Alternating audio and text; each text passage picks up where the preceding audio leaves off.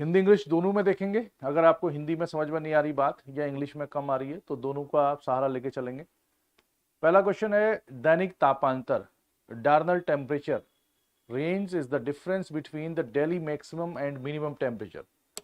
क्या ये बात सही है? और समदाब रेखाएं क्या होती हैं, ये पूछा है दूसरे स्टेटमेंट में। आइसोबार्स उसको इंग्लिश में कहते हैं। क्या ये बात में कहां तक सच्चाई है, इसको आपको देखना है। और तीसरा सा है इसमें, वार्षिक तापमान सीमा को सबसे गर्म और सबसे ठंडे महीनों के बीच के अंतर के रूप में परिभाषित किया जाता है। तो annual range of temperature and diurnal range of temperature, इसके बारे में वो डिस्कस कर रहा है पहले और तीसरे में, और दूसरे वाले में वो आइसोबार के बारे में बात कर रहा है। तो आपको बताना है कि विच स्टेटमेंट इज करेक्ट। देखो सीधी सी बात है, डायरनल टेम्परेचर मैंने बताया भी था आपको पहले, ये सवाल रिपीटेड है, पहले किसी दूसरे तरीके से आया होगा आपके एग्जाम उसमें, ये एमसीक्यूज में।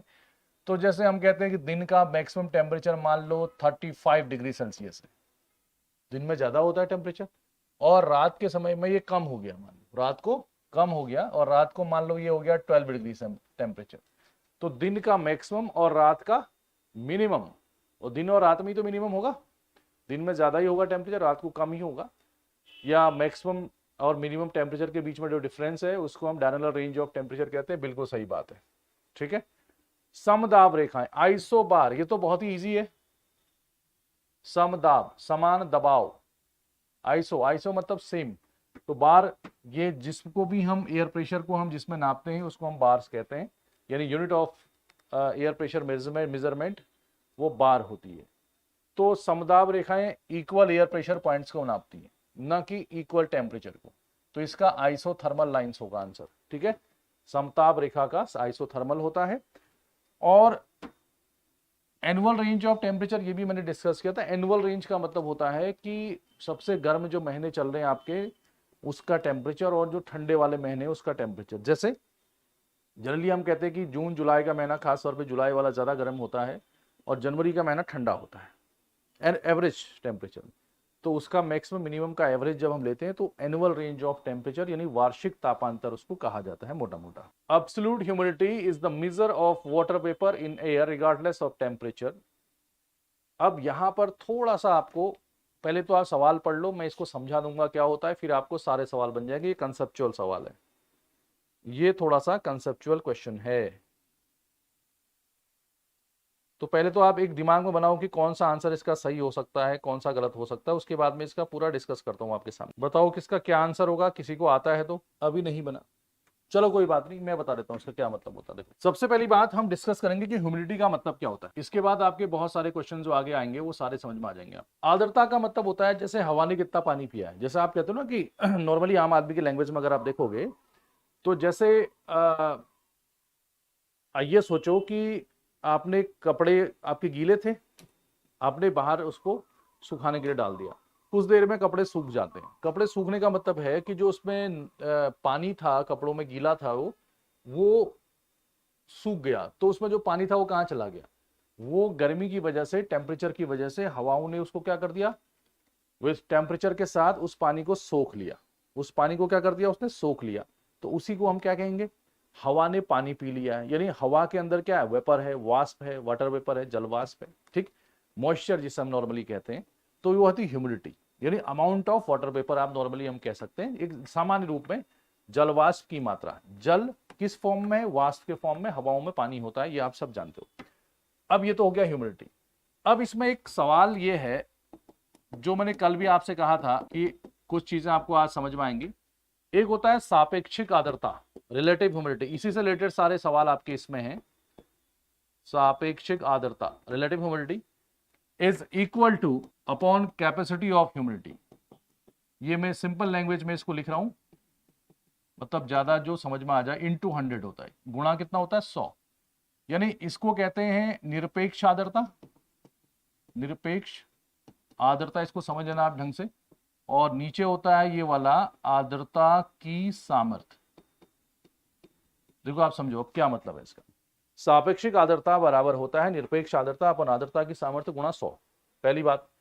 अब ह्यूमिडिटी तो मैंने आपको बता दिया। अब ह्यूमिडिटी के भी अलग अलग हैं, स्पेसिफिक ह्यूमिडिटी, विशिष्ट आर्द्रता, एब्सोल्यूट ह्यूमिडिटी, और क्या नाम है इसका, निरपेक्ष आर्द्रता, और कैपेसिटी ऑफ ह्यूमिडिटी।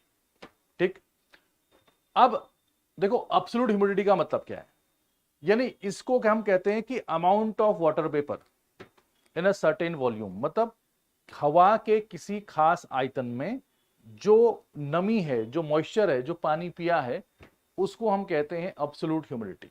क्या बोलते हैं उसको? Absolute humidity. मतलब अगर आपसे कोई पूछे कि अगर क्या होता एब्सोल्यूट ह्यूमिडिटी, निरपेक्ष आर्द्रता क्या होती, तो आप कहोगे amount of water vapour in the air regardless of the air temperature, जल की जलवाष्प की मात्रा किसी एयर में। ठीक है, इसको हम क्या कहते हैं? टेम्परेचर कहते हैं, सॉरी एब्सोल्यूट ह्यूमिडिटी कहते हैं। इतना समझ में आ गया?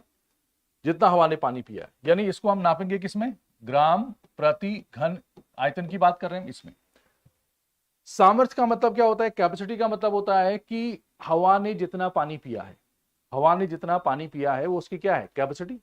मतलब यानी सॉरी, जितना वो पी सकती है, जितना वो पी सकती है। जैसे आप अपने आप को हवा समझो, मैं अब ग्राम राम नहीं जा रहा, मैं सीधे आम आदमी की लैंग्वेज में बता रहा हूं। जैसे मान लो आपने 4 लीटर पानी पी लिया। कितना पानी पी लिया आपने? 4 लीटर पी लिया। और 4 लीटर अगर आपने पानी पी लिया है, ठीक, तो आपके पास अगर आपने 4 लीटर पानी पी लिया तो 4 लीटर आपके पानी है अंदर, लेकिन आपकी क्षमता जो है पानी पीने की वो 8 लीटर है, 8 लीटर है कैपेसिटी। यानी हवा जितना पानी पी सकती है ना, कोई भी हवा जितना पानी पी सकती है वो उसकी क्या है? कैपेसिटी है। जितना उसने पानी पिया है वो क्या है? एब्सोल्यूट है। इसका गुणा 100 करके जो परसेंटेज में आएगा ना, इंटू 100 हो गया तो परसेंटेज, यानी ये कितना हो गया? 50%। तो ये जो 50% आएगा यही इसकी क्या होगी? सापेक्षिक आर्द्रता। यानी सापेक्षिक आर्द्रता की क्या कोई यूनिट है? नहीं, वो परसेंटेज में आता है। तो आपके न्यूज़पेपर में हमेशा ही लिखा रहता है कि आज आर्द्रता 80% थी, 70% थी, 60% थी ह्यूमिडिटी। तो जब हम ऐसे वर्ड न्यूज़पेपर में देखते हैं तो उसको हम बोलते हैं सापेक्षिक आर्द्रता, यानी रिलेटिव ह्यूमिडिटी। कहने का मतलब है absolute humidity upon capacity of humidity into 100। जितना आपने पानी पिया है, जितना आप पानी पी सकते हो, मतलब हवा, उसका परसेंटेज जो होता है वो रिलेटिव ह्यूमिडिटी क्या होता है? सापेक्षिक आर्द्रता होती है। इतनी बात मेरी समझ गया? अब यहां पर थोड़ा सा आपको ध्यान देने की जरूरत है। यहां पर आपको थोड़ा सा ध्यान देने की जरूरत है। कैसे ध्यान देने की जरूरत है? सोचो, एक सवाल आता है, मैं यहां पे फिर से बता देता हूं आपको। दूसरा मैंने क्या कहा, अगर कोई पानी, ये पानी है, जैसे आप गीले कपड़े हैं जो भी है, पानी का अगर एवोपरेशन हो जाए, इसका क्या हो जाए? वाष्पीकरण हो जाए, पानी एवोपराइज हो जाए, तो वो जलवाष्प में बदल जाता है। ध्यान देना, कई सारे सवाल बन जाएंगे आपके। तो किस में बन जाता है? वाटर वेपर में बन जाता है, बदल जाता है, और मतलब वो जलवाष्प में बदल जाता है। तो इसको वाष्पीकरण कहते हैं। अब यही जलवाष्प, मतलब जल है लेकिन वाष्प के फॉर्म में है, फिर से संघनन हो जाए, इसका क्या हो जाए? संघनन हो जाए, तब क्या होगा? तब वो फिर से पानी में बदल जाएगा। तो जल का जलवाष्प में बदलना, वाष्पीकरण, जलवाष्प का फिर से जल या फिर सॉलिड में, बर्फ या हिल्स या ओले में बदल सकता है, उसको संघनन कहते हैं। और इसी को जल चक्र कहते हैं। इसी को हम क्या बोलते हैं? जल चक्र कहते हैं। अब संघनन होने के लिए क्या जरूरी है? देखो, संघनन यानी कोई भी जलवाष्प, जलवाष्प है, हवा ने पानी पिया है, जल घूम रहा है। जैसे एसी होता है ना, एसी, अगर हम कमरे में एसी लगाते हैं, ऐसे समझो, तो एसी लगाते हैं तो एसी में एक पाइप होता है जो पानी को निकालते रहता है। आजकल अगर आप एसी चलाओगे तो बहुत ज्यादा मॉइस्चर नहीं होगा हवा में, तो पानी कम आएगा। लेकिन जैसे जुलाई अगस्त के महीने में जब मानसून की हवाएं चलती हैं, तो उस समय जब आप एसी चलाते हो, तो एसी जब आप चलाते हो तो उसमें पानी निकलते रहता है। उससे उससे क्या होता है? पानी निकलते रहता है ज्यादा मात्रा में, क्योंकि उन्होंने हवा ने ज्यादा पानी पिया है। तो एसी क्या करता है? ह्यूमिडिटी को भी कंट्रोल करता है, आर्द्रता को, और तापमान को भी कंट्रोल करता है। तो जो हवा है उसमें क्या है? जलवाष्प है। अगर वही जलवाष्प फिर से पानी में कन्वर्ट हो जाए तो उसको क्या बोलते हैं? संघनन बोलते हैं, कंडेंसेशन कहते हैं। अब संघनन कब होता है, यानी जलवाष्प कब पानी में बदलेगी? कहा जाता है कि जब रिलेटिव ह्यूमिडिटी, सापेक्षिक आर्द्रता कितने परसेंट हो? 100%। जब सापेक्षिक आर्द्रता 100% हो जाए तो जलवाष्प फिर से जल में बदल जाएगा, यानी बादल बन सकते हैं, बारिश होने की संभावना हो सकती है। अब ये कब होगा? ये 100% कब होगा? जब निरपेक्ष आर्द्रता किसके बराबर हो जाएगी? आर्द्रता की सामर्थ्य के बराबर हो जाएगी। मतलब जितना आपकी कैपेसिटी है, जितनी आपकी क्षमता है, उतनी ही अगर आप पानी पी लोगे तभी तो ये 100 होगा।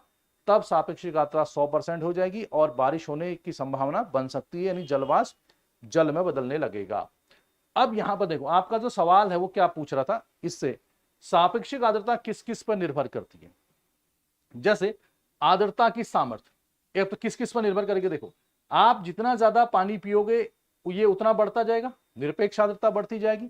मतलब अगर आप ज्यादा पानी पियोगे, अगर भारत में कोई हवा सी से आ रही है, जैसे मानसूनी हवाएं, तो इन्होंने ज्यादा पानी पिया होगा, गर्मी के समय में आती हैं, तो ज्यादा पानी, तो इनकी एब्सोल्यूट ह्यूमिडिटी निरपेक्ष आर्द्रता ज्यादा होगी, तो बारिश करने की संभावना भी ज्यादा होगी।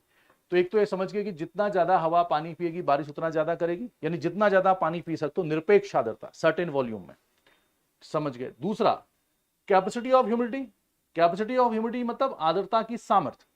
आर्द्रता की सामर्थ्य का मतलब है ये आपके पानी पीने की क्षमता को कौन कम ज्यादा करेगा। इससे सारे सवाल बन जाएंगे, आपको थोड़ा सा डिस्कशन में कर लेता हूं इसमें। कोई भी हवा है या आप हो, आपके पानी पीने की जो कैपेसिटी है, आजकल आप जैसे मान लो 2 लीटर पानी पी रहे हो, जुलाई में आप 5 लीटर पानी पीते थे, अप्रैल में थोड़ा सा 4 पीते थे, अभी आप 2 पी रहे हो। कौन कंट्रोल कर रहा है आपके पानी पीने की कैपेसिटी को, क्षमता को, जरा जल्दी बताओ मुझे, कमेंट करके बताओ कौन कर रहा है। सवाल बहुत अच्छा है, इसके सारे सवाल बन जाएंगे। आप ये मत समझो कि अभी मैं आपको पढ़ाने लग गया हूं, क्योंकि जब ये पढ़ लोगे ना आप, तभी आपको ज्यादा बेटर तरीके से समझ में आएगा। ये कैपेसिटी ऑफ ह्यूमिडिटी, आपके पानी पीने की क्षमता को कौन चीज, आंसर नहीं आया अभी। अरे भाई टेम्परेचर, आप क्लाइमेटोलॉजी पढ़ रहे हो, उसमें टेम्परेचर प्रेशर के चारों ओर ही घूमेगा, तापमान करेगा नहीं करेगा। मैंने क्या कहा, जून के महीने में आप 4 लीटर पानी पी रहे हो, मान लो जनवरी में आप 2 ही लीटर पानी पी रहे हो, क्यों पी रहे हो कम, क्योंकि टेम्परेचर कम है, आपकी पानी पीने की कैपेसिटी क्या हो गई, कम। जो हवा जितनी ज्यादा गर्म होगी उसकी कैपेसिटी उतनी ज्यादा होगी कि नहीं होगी, बताओ। जो हवा जितनी ज्यादा गर्म होगी उसकी पानी पीने की क्षमता भी उतनी ही ज्यादा होगी, होगी ना, कैपेसिटी उतनी ज्यादा होगी। जो हवा जितनी ज्यादा ठंडी होगी उसके पानी पीने की कैपेसिटी भी उतनी ही कम होगी। जैसे फॉर एग्जांपल, अगर ठंडा बढ़ जाए, अभी तो कम ही हो रहा है, ठंडा बढ़ने लग जाए, तो आपने बाहर जो कपड़े सुखाए हैं, क्या वो जल्दी सूखेंगे, नहीं सूखेंगे। जाड़े के टाइम में कपड़े कम सूखते हैं, जल्दी नहीं सूखते हैं, क्योंकि हवा के पास टेम्परेचर है ही नहीं, तो हवा के पास कैपेसिटी ही नहीं है कि उस पानी को सोख सके। हवा कहेगी मैं पानी पीऊंगी ही नहीं, मेरे पास कैपेसिटी नहीं है। टेम्परेचर कम, कैपेसिटी कम, तो फॉर्मूला क्या बन गया हमारा, इस पे थोड़ा सा ध्यान दो, ये बहुत बढ़िया चीज है, सारे सवाल बन जाएंगे आपके इसके। टेम्परेचर कम, इट मींस हवा के पानी पीने की कैपेसिटी कम। तो अगर तापमान कम है, कैपेसिटी कम है, तो बताओ रिलेटिव ह्यूमिडिटी बढ़ेगी घटेगी। सापेक्षिक आर्द्रता को बढ़ना चाहिए कि कम होना चाहिए। आपको बारिश कराने के लिए जरूरी है ना, संघनन कराने के लिए क्या जरूरी है, इसको कितना परसेंट करना है, 100%, मतलब इसके बराबर इसको करना है या इसके बराबर इसको करना है। तो अगर टेम्परेचर कम हो जाए, कैपेसिटी कम हो जाएगी, तो आरएच क्या हो जाएगा, उल्टा रिलेशन है, बढ़ जाएगा, तो आरएच बढ़ जाएगा। अब मेरी बात समझ गए, यानी हवा जितनी ज्यादा ठंडी होती जाएगी उसमें टेम्परेचर कम होता जाएगा, उसकी कैपेसिटी उतनी ही कम होती जाएगी, और ये कम होता जाएगा तो ये बढ़ता जाएगा। इसका मतलब है सापेक्षिक आर्द्रता निर्भर करती है किसमें, तापमान में। इसीलिए बादल बनना या संघनन होना, कंडेंसेशन होना हमेशा कहां होता है, ऊपर होता है। क्यों होता है, इसका भी एक तरीका बता देता हूं मैं आपको। जैसे ये सी है, ये ओशन है मान लो, है ना, यहां पर किसी हवा ने मान लो 80 लीटर पानी पिया, समझाने के तरीके से बता रहा हूं, 80 लीटर पानी पिया और उसकी कैपेसिटी 100 लीटर थी। हालांकि ग्राम में नापा जाता है, लेकिन हम आम आदमी की लैंग्वेज में बता रहे हैं। तो आरएच कितना परसेंट हो गया, 80% हुआ कि नहीं हुआ, 80% आरएच हो गया। एब्सोल्यूट 80 लीटर है, कैपेसिटी 100 लीटर है, 80% आरएच है, और हवा गर्म है तो कहां उठेगी, ऊपर। तो अब क्या यहां पर बादल बनेंगे, नहीं बनेंगे। कंडेंसेशन होगा, नहीं होगा, क्योंकि कंडेंसेशन होने के लिए, जलवाष्प को जल में बदलने के लिए आरएच 100% होना चाहिए। अब ऐसे में हवा गर्म है, तो हवा, आपको पता है कि यहां मान लो 30 डिग्री सेल्सियस टेम्परेचर है, जैसे जैसे हवा ऊपर उठेगी हवा का तापमान कम होता जाएगा, 0- भी हो सकता है। हवा जैसे जैसे फैलती जाती है, एक ज्यादा एरिया को कवर करती है, ऊपर जाने में ठंडी होती जाती हवा, समझ में। इसीलिए जैसे जैसे ऊपर जाएगी हवा ठंडी होती जाएगी एडियाबैटिक रेट से, रुद्धोष्म दर से, और टेम्परेचर कम होता जाएगा। जैसे जैसे हवा का तापमान ऊपर उठने में कम होता जाएगा, हवा ठंडी होती जाएगी, उसकी कैपेसिटी भी क्या होती जाएगी, कम होती जाएगी। मतलब कहीं पर सिर्फ समझाने के लिए 80 लीटर 90 लीटर पानी तो जितना पिया था इतना ही है, अब कैपेसिटी क्या होती जाएगी, कम। एक समय ऐसा आ जाएगा जब 80 लीटर उसने पानी पिया है और 80 लीटर 80 लीटर उसकी क्या है कैपेसिटी है, तो तब जाके आरएच क्या हो जाएगा 100% हो जाएगा। जैसे ही आरएच 100% होगा बादल बनने लगेंगे, छोटे छोटे जलवाष्प के कण, जलवाष्प जो है बनने पानी की बूंदों में कन्वर्ट होते जाएगी और छोटे छोटे जो यहाँ पे डस्ट पार्टिकल है उनके चारों ओर एक एज ए न्यूक्लियर उसको यूज करेंगे और इकट्ठे होते जाएंगे और यही जल की बूंदों के समूह को, ड्रॉपलेट्स ऑफ वाटर वेपर या वाटर को हम कहते हैं क्लाउड्स, और बादल बनेगा। धीरे धीरे वो पानी की बूंदें भारी होते जाएंगी, नीचे गिरेंगी, बारिश होती जाएगी। तो बारिश होने के लिए जरूरी है कि आरएच का मान कितना होना चाहिए 100%। अब आपको समझ में आया कि ऊपर उठने में ही बादल क्यों बनते हैं, क्योंकि ऊपर जाने में तापमान ठंडा होता जाता है, कैपेसिटी कम होते जाती, आरएच बढ़ता जाता है। तो कहने का मतलब मेरा ये है उल्टा रिलेशन होता है, सापेक्षिक आर्द्रता और तापमान और कैपेसिटी में उल्टा रिलेशन होता है, ये कम है तो वो बढ़ेगा। इतना समझ गए। दूसरा एब्सोल्यूट ह्यूमिडिटी का मतलब हुआ निरपेक्ष आर्द्रता, यानी कोई हवा है उसने कितना पानी पिया है, कितना पानी पिया है। लेकिन सोचो अगर आप जुलाई के महीने में हो और जुलाई के महीने में या जून के महीने में आपका तापमान बहुत ज्यादा है बाहर, तो आपके पानी आप ज्यादा पियोगे तो ज्यादा होल्ड करोगे, यानी किसी सर्टेन टेम्परेचर पे कितना। लेकिन अगर टेम्परेचर चेंज हो जाए तो फिर हवा ज्यादा वॉल्यूम बढ़ेगा या फैल जाएगी या वो ज्यादा ग्रहण करेगी, अलग है। तो टेम्परेचर पे ध्यान नहीं दिया जाता इसमें। तो एब्सोल्यूट ह्यूमिडिटी में हम टेम्परेचर को दूर रखते हैं इससे। अगर टेम्परेचर को वेरी करोगे तो फिर ये मापा ही नहीं जाएगा, इसमें कुछ ऐसा होगा। तो ये बताओ इसका आंसर क्या होगा। अब आपके पास सवाल ये है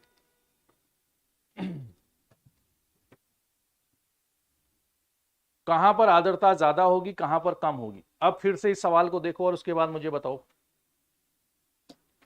अब इसका आंसर लगाओ थोड़ा सा दिमाग से। हाँ, कभी कभी कुछ टाइम तो होता ही है। फिर मोहतरमा का आंसर है कि 2 और 3 स्टेटमेंट आर करेक्ट। कौन से स्टेटमेंट इसमें सही होंगे, बताओ बताओ, सभी लोग आंसर दें इसमें। तापमान की परवाह किए बिना पूर्ण आर्द्रता वायु जल के जलवाष्प की माप है। Absolute humidity is the measure of water vapour in the air. देखो ये तो बिल्कुल सही बात है ना, ये absolute humidity is the measure of water vapour in the air. ये तो कहा था मैंने कि एब्सोल्यूट ह्यूमिडिटी जो है, जो निरपेक्ष आर्द्रता है, वो क्या है, हवा ने कितना पानी पिया है उसकी माप है। हवा ने कितना पानी पिया है ये माप है किसकी, एब्सोल्यूट ह्यूमिडिटी की, यानी किसी सर्टेन वॉल्यूम में हवा ने कितना पानी पिया है ये है। अगर तापमान बढ़ जाए तो हवा ज्यादा पानी भी तो पी सकती है, तो फिर नापा कैसे जाएगा। तो तापमान को उसमें ध्यान में नहीं रखा जाता, रिगार्डलेस कह रहा हूं, परवाह किए बिना उसको नापा जाता। तो बिल्कुल सही आंसर है ये, मैंने बताया था, इसको आप गौर से समझो थोड़ा सा। तापमान की परवाह किए बिना पूर्ण आर्द्रता वायु में जलवाष्प की माप है, बिल्कुल सही आंसर है। डेफिनेशन बिल्कुल सही है, क्योंकि टेम्परेचर को हम उसमें ध्यान नहीं रखेंगे। जैसे हम कहेंगे कि आपने इतना पानी पिया है, ठीक है, आपने इतना, एब्सोल्यूट है ना, निरपेक्ष है वो, किसी के सापेक्ष नहीं है, तो वहां पर टेम्परेचर को हम ध्यान में नहीं रखते। अगर टेम्परेचर को ध्यान में रखोगे, टेम्परेचर बढ़ा दोगे तो फिर हवा और पानी पी सकती है, तो फिर तो मामला गड़बड़ा जाएगा, नापोगे कैसे फिर उसको। तो पहला आंसर सही है। सापेक्षिक आर्द्रता तापमान को ध्यान में रखती है, बिल्कुल रखती है, अभी भी बताया था मैंने। सापेक्षिक आर्द्रता तापमान को ध्यान में रखती है, मतलब अभी थोड़ी देर पहले हमने बताया था, ये टेम्परेचर ह्यूमिडिटी ज्यादा हो जाएगी जब तापमान कम होगा, तो उसको वो फर्क पड़ता है उससे। अच्छा, तीसरा आंसर क्या सही है, तीसरा वाला आंसर सही है कि नहीं है ये बताओ, इसको फिर से बताओ, तीसरा आंसर सही होगा या नहीं होगा। पहले दो तो ठीक है, तीसरा वाला आंसर बताओ आप, तीसरा स्टेटमेंट अगर लगाओ सब थोड़ा सा।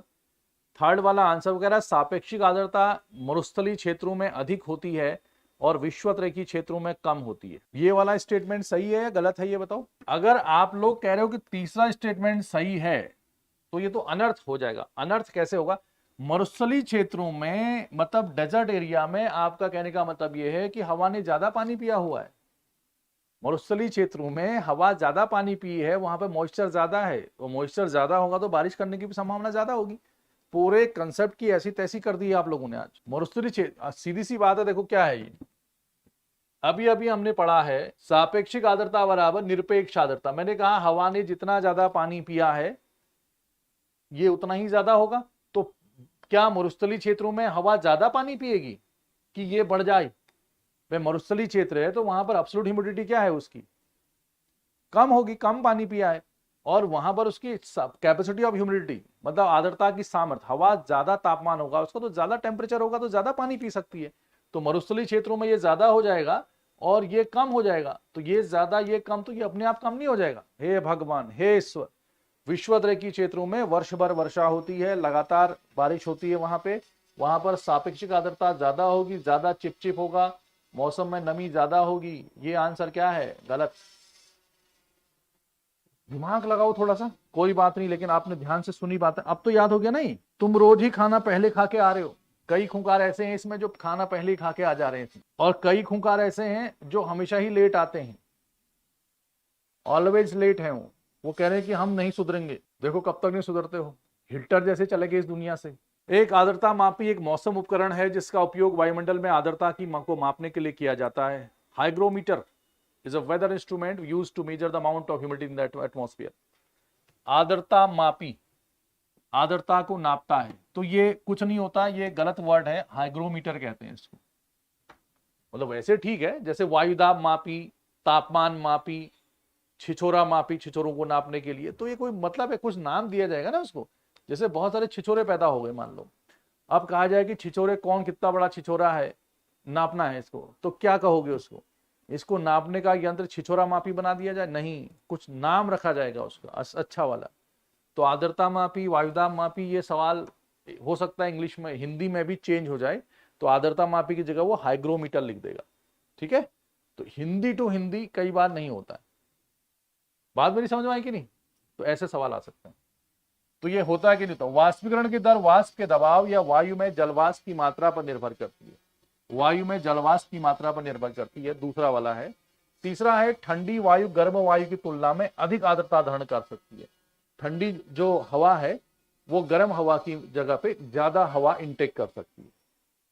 बताओ कौन से कथन इसमें सही है, कौन से गलत है, ये आपको बताना है। फटाफट बताओ। आज तो हमने सवाल ही कम किए क्योंकि थोड़ा कंसेप्चुअल था ये। अगर आप पूरा सवाल नहीं भी आता आपको तो एक दो स्टेटमेंट आप बता सकते हो मुझे कौन कौन से सही है। क्यों अब क्लाइमेटोलॉजी स्टार्ट हो रही है ना, इसमें समझाना ज्यादा है, इसमें टाइम लगेगा थोड़ा सा। कुछ लोग कह रहे हैं तीसरे का डी होता है, कुछ लोग कह रहे हैं तीसरे का डी होता है, ए होता है। बताओ क्या होगा? ये बिल्कुल सही आंसर है। हाइग्रोमीटर में नापते हैं उसको। किसमें? हाइग्रोमीटर। हाइड्रोमीटर नहीं, हाइड्रोमीटर तो पानी का कैसा है, पानी किस क्वालिटी वाला है, वो अलग चीज है। ये हाइग्रोमीटर में को ह्यूमिडिटी को हाइग्रोमीटर में नापते हैं, ग्राम प्रति क्यूबिक सेंटीमीटर जो भी है वो, ठीक है, ठीक, हाइग्रोमीटर। अच्छा, वाष्पीकरण की दर वाष्प के दबाव या वायु में जल वाष्प की मात्रा पर निर्भर करती है। बिल्कुल सही बात है। वाष्पीकरण कितना होगा तो हवा ने कितना पानी पिया है, क्या उसमें प्रेशर है, उस पर डिपेंड करेगा वो। बिल्कुल सही बात है। Rate of evaporation depends on the water vapour pressure, amount of water vapour. तो कितना है, बहुत ज्यादा है तो फिर कम पिएगी, कम है तो वह ज्यादा पी लेगी, मतलब पेट कितना भरा है। अब तीसरा वाला सवाल, cold air can hold more moisture than hot air. मतलब ठंडी वायु ज्यादा मॉइस्चर ग्रहण कर सकती है और गर्म वायु कम करती है। ये स्टेटमेंट सही होगा या नहीं, ये आंसर है आपका। ये सवाल है। एक ही स्टूडेंट है जहां तक मेरे पास मैसेज आए हैं जिन्होंने आंसर इसका सही दिया है, और कई लोगों ने इसका आंसर डी दिया है। मतलब जिन लोगों ने डी आंसर दिया है थोड़ी सी शर्म कर लो, भगवान से डरो, खुदा से डरो तुम लोग हैं। ठंडी वायु ज्यादा आर्द्रता ग्रहण कर लेगी, मतलब जितना ज्यादा ठंडा होगा उतना ज्यादा हवा पानी पिएगी। मतलब अभी अभी मैंने बताया बाहर कपड़े क्यों सूख रहे हैं गर्मियों में, क्योंकि हवा गर्म है, वो ज्यादा हवा को इनटेक कर सकती है, तुरंत सूख जाते कपड़े। जाड़े में तापमान ही नहीं है तो हवा कहां से पानी पिएगी?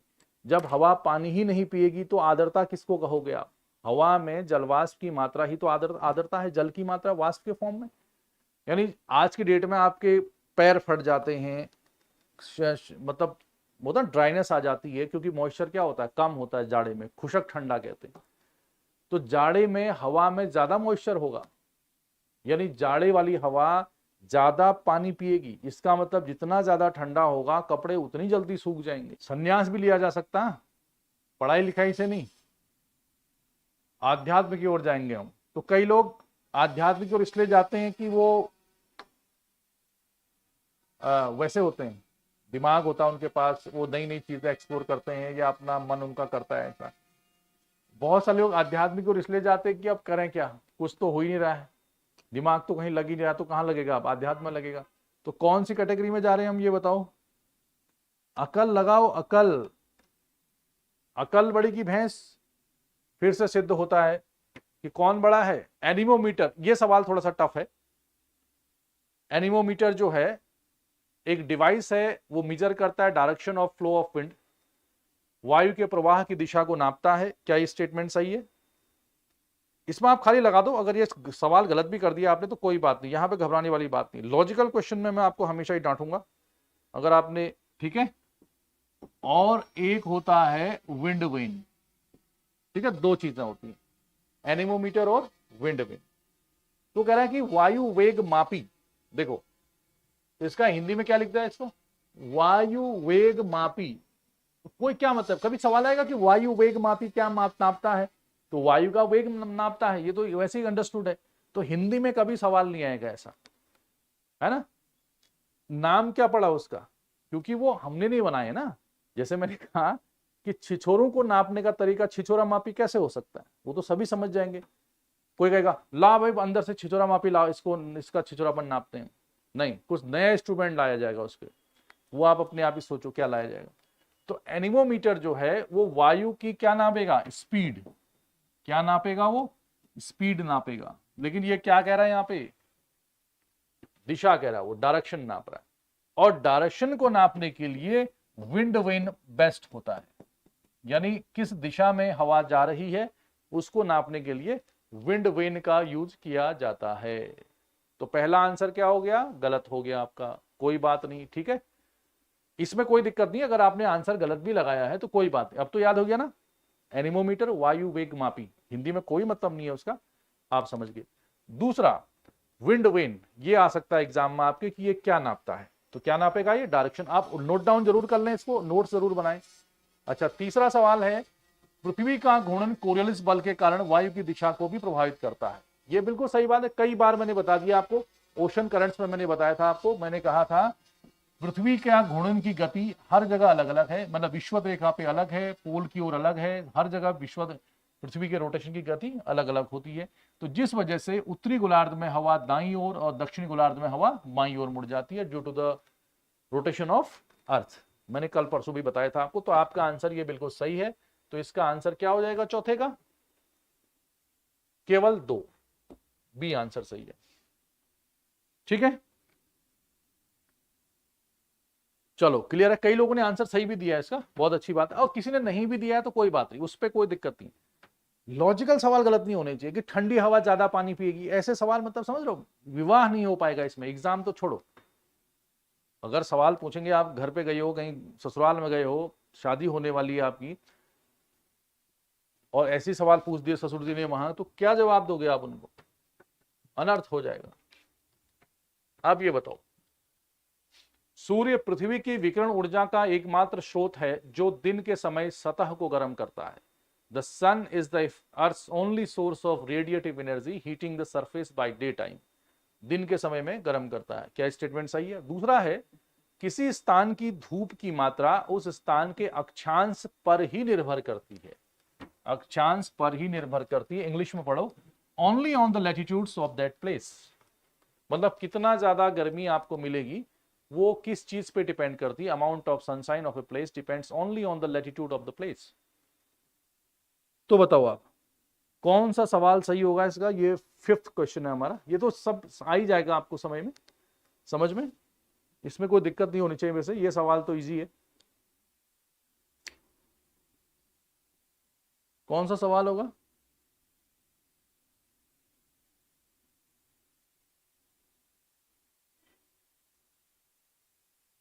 पांचवा नंबर, बताओ।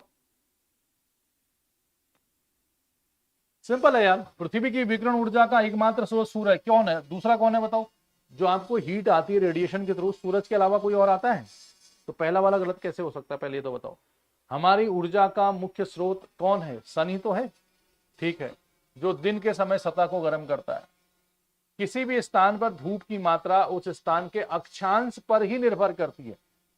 सिर्फ अक्षांश पर ही निर्भर कैसे कर सकती है? ओनली ऑन, जैसे मान लो ये क्या है, इंडिया है, यहां पर मुंबई है, उसी अक्षांश पर एक पश्चिमी घाट पर्वत भी है, ये पश्चिमी घाट पर्वत है मान लो, तो पर्वत की ऊंचाई क्या होगी, ज्यादा, ऊंचाई में जाने में तापमान कम होता जाता है, पता है आपको। तो यहां एक ही अक्षांश है, मान लो ये पूरा अक्षांश एक है, तो जितना टेम्परेचर यहां होगा उतना ही यहां, उतना ही यहां, उतना ही, क्या सभी जगह एक समान तापमान होगा? क्या समुद्र का प्रभाव नहीं पड़ेगा तापमान में? समुद्र में जो हवा है, समुद्र के पास अगर हवा है या तालाब के पास बैठे हो आप, तो वहां का तापमान और तालाब से 2 किलोमीटर दूर जाओ, उस तापमान में फर्क होता है कि नहीं होता? होता है। तो सी का प्रभाव पड़ेगा, ऊंचाई का प्रभाव पड़ेगा, माउंटेन का, सरफेस का प्रभाव पड़ेगा कि सरफेस कैसा है, ज्यादा वो वाला पेड़ वाला है कि खेतीबाड़ी वाला है कि डेजर्ट्स का है। जैसे थार का डेजर्ट ही ले लो, क्या जितनी गर्मी यहाँ होगी मरुस्थल में, क्या उतनी ही गर्मी एमपी में, उतनी ही बगल में झारखंड में, उतनी ही वेस्ट बंगाल में या इधर को होगी? क्या सब जगह बराबर गर्मी होती है? एक ही, अगर ये बात सही है कि अक्षांश पर ही निर्भर करता, तो सभी जगह गर्मी क्या होनी चाहिए, बराबर होनी चाहिए। तो कई सारे फैक्टर्स हैं, सरफेस पे डिपेंड करता है कि रेत है कि मिट्टी है कि घास है कि पेड़ है, ऊंचाई कितनी है, समुद्र से दूरी कितनी है, मल्टीपल फैक्टर्स हैं। तो आंसर सिर्फ क्या है इसका, ए। क्लियर हो गया? आंसर सही है, ठीक है। तो थोड़ा सा दिमाग लगाओ, लॉजिक लगाओ और ज्यादा फोकस करो, तब आपको समझ में आएगा जल्दी। नेक्स्ट सवाल, बादल तब बनते हैं जब वायु जलवाष्प से संतृप्त हो जाती है। Clouds form when become saturated with water vapour. अभी अभी बताया था थोड़ी देर पहले, हालांकि लैंग्वेज अलग थी मेरी। ये स्टेटमेंट सही है गलत है ये बताना है आपको। आकाश में बादलों के आवरण की मात्रा को ऑक्टा नामक इकाइयों में नापा जाता है। ये ऑक्टास, ये एक नया चीज आपको जैसे विंड सुनने को मिला, ऐसी एक नया वर्ड आएगा ऑक्टास। एक सममान रेखा, isoline is a line indicating equal cloud covers of equal cloudiness. सममान रेखा ये कुछ नहीं होता है। आइसोलाइन का मतलब ये कह रहा है कि जहां पर समान बादल हैं, क्लाउडनेस सेम है, उसको मिलाने वाली रेखा को सम्मान या आइसोलाइन कहा जाता है। क्या ये स्टेटमेंट सही है? जरा दिमाग लगाओ फटाफट, कौन कौन से स्टेटमेंट इसमें सही हो सकते हैं। बादल तब बनते हैं जब वायु जलवाष्प से संतृप्त हो जाती। क्या स्टेटमेंट सही है? दूसरा वाला ऑप्शन नहीं पता होगा आपको, कोई बात नहीं, ऑक्टास हो सकता है, आप पहली बार सुन रहे हो आप लोग। देखो मैं बता देता हूं इसका, ये वाला सही है कि नहीं ये बताओ पहले तो। इसमें जो आपके जानकारी में है वो पहला वाला सवाल है, पहला वाला आंसर सभी को पता होना चाहिए। First statement is right. कैसे? अभी अभी तो बताया था मैंने कि हवा बिकम सैचुरेटेड का मतलब क्या होता है, जैसे संतृप्त होना, तृप्त होना। जैसे मान लो आपको 4 लीटर पानी पीने की आपकी कैपेसिटी है, 4 लीटर आप पानी पी सकते हो और 4 ही लीटर आपने पानी पी लिया। 4 लीटर आपकी कैपेसिटी थी या 4 लीटर आपकी कैपेसिटी थी, 4 रोटी आपकी खाने की टोटल कैपेसिटी है और 4 ही रोटी आपने खा ली, तो हम नहीं कहते कि आप तृप्त हो गई आत्मा हमारी। आत्मा को हम जबरदस्ती घुसेड़ देते हैं, पेट तृप्त हुआ है, लेकिन आत्मा भी हो जाती कई बार। तो समझ गए ना मेरी बात? तो जितना आपके पास अब्सोल्यूट था, नहीं सॉरी, जितनी आपकी कैपेसिटी थी, मतलब 4 लीटर आपके शरीर में पानी आ सकता था, आपने 4 ही लीटर पानी पी लिया। अब्सोल्यूट 4, कैपेसिटी 4 इंटू 100, तो आरएच कितना परसेंट हो जाएगा? 100% हो जाएगा कि नहीं हो जाएगा? अभी थोड़ी देर पहले मैंने पढ़ाया था आपको, सापेक्षिक आर्द्रता 100% होने के लिए क्या जरूरी है? सापेक्षिक आर्द्रता 100% होने के लिए जरूरी है कि आपने जितना पानी पिया है, निरपेक्ष आर्द्रता और जितनी आपकी क्षमता है वो बराबर हो जाए। 4 लीटर पानी पिया है, 4 ही कैपेसिटी, तो ये बराबर हो जाएगा। और मैंने आपसे कहा था जब सापेक्षिक आर्द्रता 100% हो जाए, 100% हो जाएगी, तब जाके जलवाष्प फिर से किसमें हो जाएगा? संघनन होके पानी में बदल जाएगा। आरएच का 100 होने का मतलब होता है it is a level of saturation. एक संतृप्त अवस्था आ गई है। कौन सी अवस्था आ गई? संतृप्त अवस्था आ गई है, सैचुरेशन पॉइंट आ गया है। और इसी टेम्परेचर को कहते हैं ड्यू पॉइंट। कहीं पर आप लिख भी सकते हो, ओशांक बिंदु कहा जाता है इसको। मतलब वह टेम्परेचर, मान लो यहां से उठी हवा और ऊपर 5 डिग्री सेल्सियस में जाके कहीं पर अब्सोल्यूट बराबर कैपेसिटी हो जाती है या आरएच 100 हो जाता है, यानी हवा संतृप्त हो जाती है ठंडे होने के बाद, क्योंकि कैपेसिटी कम, टेम्परेचर कम, आरएच ज्यादा। थोड़ा सा टफ है, लेकिन आप उसको बुक पे देखना, नोट्स पे देखना, आपको समझ में आ जाएगा। तो ड्यू पॉइंट, तो सैचुरेशन पॉइंट का मतलब जितना क्षमता थी उतनी ही पानी पी लिया, तो अब एक्स्ट्रा जो पानी होगा, वेपर होगा, वो डायरेक्ट फिर पानी चूंकि छोटी छोटी बूंदों में कन्वर्ट हो जाएगा, और वही छोटी छोटी पानी की बूंदें अब आपको किस फॉर्म में दिखाई देंगी? बादल के फॉर्म में दिखाई देंगी। किस फॉर्म में? बादल। तो बादल तभी बनेगा, बताया था मैंने, क्लाउड फॉर्मेशन होगा। देखो थोड़ी देर पहले बताया था मैंने, इसका भी आंसर मैंने आपको बता दिया था। ये मैंने कहा था जब RH 100 हो जाएगा, जितनी आपकी पीने की क्षमता है, कैपेसिटी, उतना ही पानी पी लोगे तो जलवाष्प पानी में बदल जाएगा और बादल बन जाएंगे। ये कंसेप्ट क्लियर हो गया? एक बार कमेंट कर दो। तो पहला स्टेटमेंट सही है, ठीक। और ओक्टास ये भी सही है। बादलों का आवरण मतलब कितने भाग में बादल हैं आसमान में, आधे में है कि 1/8 में है, कहां कहां पर बादल हैं। तो बादलों का आवरण, क्लाउडनेस को नापने के लिए ऑक्टास का प्रयोग किया जाता है। ये स्टेटमेंट बिल्कुल सही है, तो आप इसको नोट डाउन कर लो, ऑक्टास किसके लिए यूज होता है। और तीसरा जो स्टेटमेंट है इसो, वो कौन सा है? आइसोलाइन। आइसोलाइन कुछ नहीं होता है, आइसोलाइन कुछ नहीं होता, इसको बोलते हैं आइसोनेफ। ये भी गलत है, आइसोलाइन की जगह पे आइसोनेफ होना चाहिए, ये होना चाहिए। जो समान क्लाउडनेस को, यानी जहां जहां बादल एक जैसे होंगे उनको नापने वाले को आइसोलाइन नहीं कहते, आइसोलाइन कोई वर्ड नहीं होता, ठीक है ना। तो वहां पर उसकी जगह हम लिखेंगे आइसोनेफ, ISONEPH। तो दोनों ही स्टेटमेंट आपके गलत हैं, दूसरा तीसरा नहीं, सॉरी तीसरा गलत है, सॉरी दूसरा तो सही है, पहला दूसरा। तो आंसर क्या होगा इसका? ए। आंसर ए हो या बी हो मतलब उससे नहीं है, आपको ये समझना है कि ओक्टास क्या होता है और बादल कैसे बनते हैं। जब हवा पूरा पानी पी लेगी जितनी उसकी क्षमता है, उसके बराबर हो जाएगा 4 लीटर, उसके बाद 4 लीटर, 4 कट जाएगा, 100% RH हो जाएगा, तब हवा को कहा जाएगा कि संतृप्त हो गई हो। जैसे आप ही हो, पूरा पानी पी लो, जितनी आपकी कैपेसिटी है उतना ही पानी पी लोगे, और एक्स्ट्रा पानी जब जाएगा, एक चम्मच भी अगर एक्स्ट्रा पानी अंदर जाएगा तो कान से निकलेगा ना वो, तो बारिश हो जाएगी वो, ठीक, या बादल बन जाएंगे, जो भी है। इतनी बात समझ में आ गई सभी के?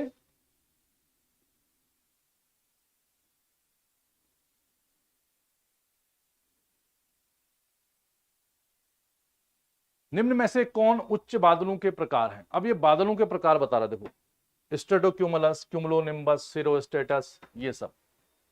अब यहां से बादल वाले सवाल आपके एग्जाम में पूछे जाएंगे। अब कौन सा बादल है, कैसे कैसे बनता है, क्या बनता है, ये एक सवाल है। तो बादल कैसे बनता है ये तो आप समझ गए, ठीक है। देखो अब बादलों को मैं थोड़ा सा आपको विथ कंसेप्ट समझा देता हूं कैसे होता है। देखो बादल क्या है ना, कौन ऊंचाई पे, कौन बारिश करेगा कि नहीं करेगा, इसको समझने के लिए आपको जरूरी है आपके पास क्या होना चाहिए। सबसे पहली बात, बादलों में क्या खास है, बादल एक तो होते हैं लो लेवल वाले, निचले स्तर का बादल, मतलब लगभग 2000 मीटर, कितना, 2000 मीटर से नीचे अगर कोई बादल है, 2000 मीटर की ऊंचाई या उसके आसपास का कोई बादल है, तो उसको निचले स्तर का बादल कहते हैं, ठीक हो गया। उसके बाद आता है मिड लेवल क्लाउड्स, इसको ध्यान से देखो फिर सारे क्वेश्चन बन जाएंगे इससे। मध्य स्तरीय बादल, मोटा मोटा, अभी कोई हार्ड एंड फास्ट टूल नहीं है, 2000 से 6000 मीटर की ऊंचाई तक कोई बादल है तो उसको मिड लेवल क्लाउड्स कहते हैं। और सबसे ऊपर जो बादल आपको दिखाई देते हैं, आप अंदाजा करो, उसको हाई लेवल क्लाउड कहते हैं, ग्रेटर देन 6000 मीटर से ऊपर, काफी ज्यादा ऊंचाई पे होंगे, ठीक है। ये बादलों का रहता है। अब बादल अगर देखा जाए तो कितने प्रकार के होते हैं, अगर हम ये बात करें तो सबसे पहले आप बादलों को देखोगे तो बादल में आपको एक अपने तरीके से बादलों को समझा रहा हूं। तो देखो, एक जो बादल की कैटेगरी है वो होती सिरस, जिसको हम पक्षाप बादल कहते हैं, हिंदी में कम याद होता है, इंग्लिश में याद करें। एक होता है क्यूमुलस, जिसको हम कपासी बादल कहते हैं। एक होता है स्ट्रेटस, जिसको हम स्तरीय बादल कहते हैं, ठीक है।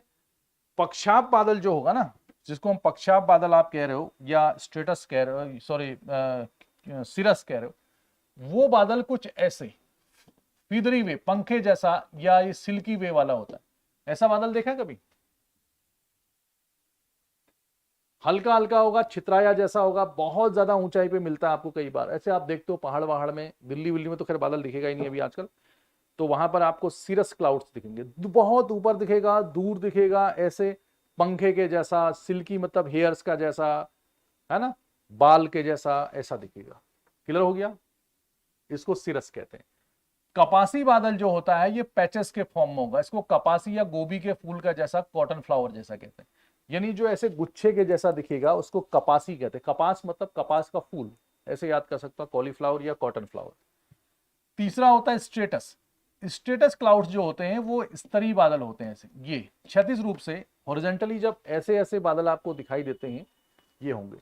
अब इनकी डेंसिटी में फर्क होता है, जैसे आप डेंसिटी में फर्क उसी हिसाब से इसके और क्लासिफिकेशन किए गए हैं। जैसे जैसे आप जमीन से ऊपर की ओर जाओगे तो ये हल्के होते जाएंगे, और जैसे जैसे आप नीचे आओगे तो ज्यादा होता जाएगा। जैसे फॉर एग्जांपल आप ले लो फॉग, डेंस फॉग सबसे नीचे होता है ना, बिल्कुल दिखाई भी नहीं देता कई बार।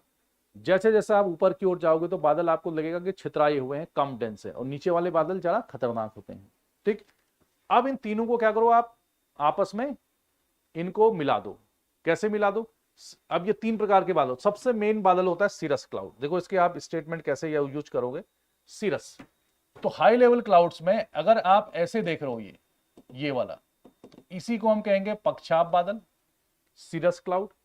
अच्छा, दूसरा बादल कौन सा था भाई? अब क्या करना है दूसरे बादल में आपको, इसको इससे मिला दो, फिर इसको इससे मिला दो। मेन कैटेगरी यही है सीरस की, सबसे ऊंचाई वाला बादल। इसको इससे मिलाओ, इसको इससे मिलाओ। क्लियर हो गया? ये सारी चीजें आपको मैं बता देता हूं। तो अब क्या मिलेगा, सारे सवाल बन जाएंगे आपके। तो सीरो स्टेटस, तो दूसरा वाला क्या हो जाएगा, सीरो स्टेटस कहेंगे, और तीसरा वाला क्या हो जाएगा, कॉमा करके सीरो क्यूमुलस। मैंने क्या बताया, एक ये कैटेगरी है, सीरस को क्यूमुलस से जोड़ दो, सीरस को स्टेटस से जोड़ दो। तो वो बादल कैसा था, सीरो, ये ओ सॉरी, यही तो बिल्कुल छेड़खानी नहीं होनी चाहिए इससे, बोर्ड जो है खतरनाक होता है। सीरो स्टेटस, सीरो क्यूमुलस, ठीक है। अगर स्टेटस वाला बादल है और ऐसे है, ये हल्का हल्का लेयर्स के फॉर्म में, तो सीरो स्टेटस कहेंगे। और ये ऐसे है दूर दूर, तो इसको कहेंगे अब सीरो क्यूमुलस। पक्षाप कपासी, पक्षाप स्तरी। अब ये मिड लेवल क्लाउड्स को कई बार हम ऑल्टो के नाम से जानते हैं। देखो जहां भी ऑल्टो नाम आएगा तो समझ लो मिड लेवल मध्य स्तरीय बादल होगा, इंग्लिश में जरूर पढ़ना है। तो ऑल्टो, अब क्या करना है, ये है ना, इसके आगे भी ऑल्टो लगा दो, इसके आगे भी ऑल्टो लगा दो, बस ये ऊपर ही होगा, ये नीचे नहीं होगा, बस ऊपर है तो इसका काम खत्म। अब ये आओ, अब क्या करना है आपको, ये जो बादल था ये, इसको थोड़ा सा क्या कर दो, डेंस कर दो। जो पहले कम डेंस था उसको ज्यादा डेंस कर दो, क्योंकि नीचे को डेंस होंगे। इसका नाम रख दो ऑल्टो स्टेटस, ये मध्य स्तरीय बादल है। और जो सीरो क्यूमुलस था उसको कर दो आप ऑल्टो क्यूमुलस। फर्क क्या होगा, होगा गुच्छे का जैसा ही, लेकिन थोड़ा सा पास पास होगा, ये थोड़ा सा क्लोज, नीचे की ओर क्लोज होगा। अब सबसे नीचे वाला बादल स्ट्रेटस, स्ट्रेटस जो कोहरा जैसा बादल होता है बिल्कुल जमीन में, जो जमीन के पास होगा, और इसमें लेयरिंग क्या होगी, ज्यादा होगी, आपको पता ही है, ये थोड़ा सा डेंस होगा, ये डेंस ज्यादा है, ये कम है, ये और भी कम है, स्ट्रेटस। और दूसरे बादल को ले लो आप क्यूमुलस। क्यूमुलस मैंने बताया था ना, एक बादल ये होता है, एक ये होता है, एक मेन ये होता है, क्यूमुलस। इसको बड़ा कर दो। कई बार देखा होगा आपने, जो एक गुच्छे का जैसा बादल होता है, बहुत बड़े फॉर्म में, पूरा आसमान नीला है, कहीं कहीं पर पैचेस के फॉर्म में, बड़े बड़े फॉर्म में दिखाई देता है, बिल्कुल सफेद रंग का, व्हाइट कलर का दिखाई देता है, बड़े उसमें, यानी बड़ी गोभी के फूल का जैसा, या फिर आप कह सकते हो ये कपास के फूल का जैसा, बड़े पैचेस के फॉर्म में दिखेगा ऐसा, ठीक, इसको क्यूमुलस कहेंगे। एक होता है जो बारिश ज्यादा करता है, कई बार आपने देखा होगा सुबह से बारिश हो रही है और शाम तक हो ही रही है, स्टेटस ऐसे लेयर्स के फॉर्म में है और काफी बड़ा होता है ये तो पूरा आसमान घेर रखा है इसने। तो जहां भी निम्बो वर्ड आएगा उसको कहेंगे बारिश करने वाला बादल, निम्बो स्टेटस। वर्षा स्तरी कहते हैं इसको, क्या कहते हैं, वर्षा स्तरी। और एक बादल और होता है जो काले भूरे रंग का, बिल्कुल नीचे से ऊपर तक होता है, वर्टिकल में। कई बार आपने देखा है ना कि बिल्कुल आसमान एक साइड को काला हो जाता है, एक साइड को बिल्कुल काला हो गया, आपने देखा कि इस साइड हो सकता है कि इस साइड पूरा साफ साफ हो, लेकिन इस साइड से हम कहते हैं बिल्कुल काला हो गया, नीचे से बादल बिल्कुल वर्टिकल शेप में, नीचे से ऊपर को ब्लैक ब्राउन कलर का, एकदम थंडरिंग लाइटनिंग, जिसमें बिजली चमक रही है, बादल गरज रहे हैं, एकदम से बिल्कुल ही आसमान बिल्कुल काला वाला हो जाता है या भूरा हो जाता है, आपको लगता है कि आज बारिश पक्का होगी, आज बारिश पक्का होगी चाहे कुछ भी हो जाए। ऐसे बारिश को, बादल को हम क्यूमुलोनिम्बस क्लाउड कहते हैं। क्या कहते हैं इसको?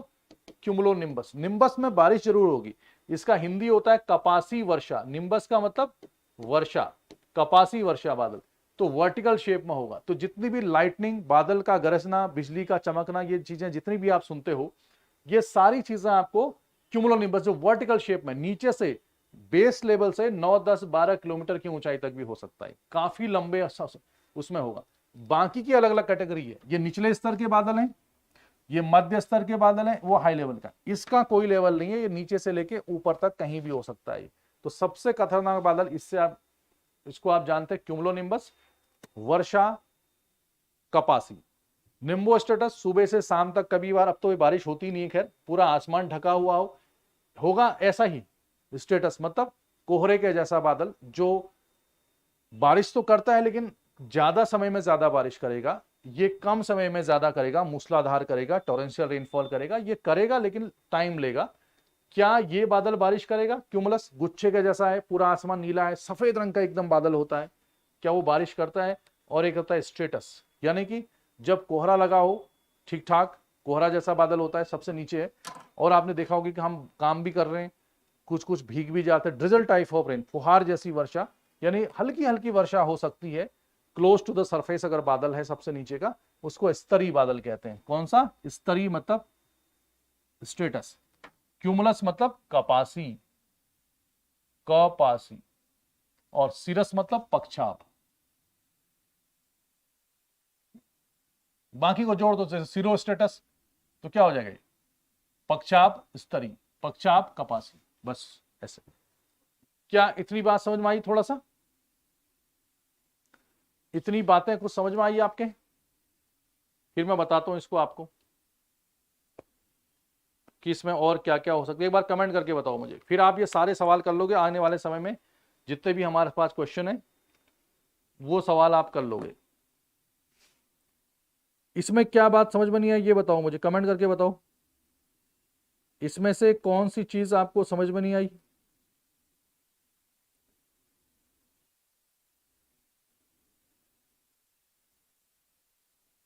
पहले नो करे हो, अब यस करो। तो नो किस चीज का था वो? अच्छा, किसी चीज का था, चलो ठीक है, जो भी है, मतलब आ गई ना बात समझ में। अब मैं एक बार आपको वैसे भी दिखा देता हूं इसको, अगर यहां पे चलता है तो।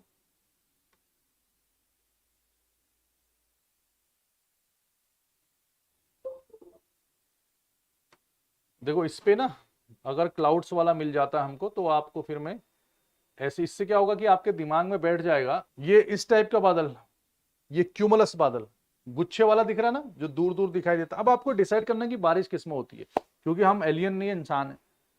क्यूमुलस गुच्छे जैसा दिख रहा है, क्यूमुलोनिम्बस, हालांकि कलर सफेद नहीं होता इसका, ये आप कलर पे मत जाना, जो ऐसा दिखाया गया है एकदम नीचे से ऊपर काले भूरे रंग का, वो क्यूमुलोनिम्बस होता है, इसको सफेद रंग पे नहीं जाना है। सबसे ऊपर के बादल देखो, सिरस क्लाउड्स। सिरस मतलब ऐसे जो ये हल्के हल्के धारीदार वाले बादल होते हैं, सिरस। सिरो क्यूमुलस मैंने कहा था क्यूमुलस जैसा ही होगा, लेकिन हल्के हल्के गुच्छे जैसा होगा। अगर आप यहां देखोगे, इस वाले में अगर आप देखो उसको, अगर आप यहां देखोगे ना, ये हल्के हल्के ये गुच्छे जैसे हैं, छोटे छोटे फूल हैं, यही फूल यहां पे भी बड़े बड़े हो जाते हैं, ऑल्टो क्यूमुलस हो जाएगा, और यहां पर ये फिर एक ही फॉर्म में आ जाता है। तो नीचे को डेंसिटी ज्यादा है इसकी, ऊपर को कम है।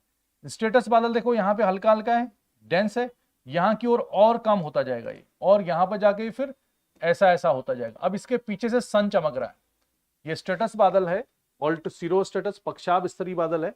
इस पे बहुत ऊपर है लेकिन बहुत ज्यादा डेंस नहीं है। उसके पीछे सूरज है, उसके पीछे सूरज है, तो सूरज की रोशनी को थोड़ा सा रोक देता है। तो रोक देता तो हमें सूरज का लाल रंग कम फैलता है, ब्लू कलर ज्यादा फैलता है। तो आपको सूरज के चारों ओर लालिमा यानी प्रभा मंडल जिसको हम कहते हैं वो दिखाई देता है, और उसी को हम कहते हैं हेलो। क्या कहते हैं उसको? प्रभा मंडल या हेलो। तो सवाल आता है कि हेलो यानी सूरज की किरणें को रोकने वाला और लाल लाल दिखाने वाला बादल कौन सा है? स्टेटस।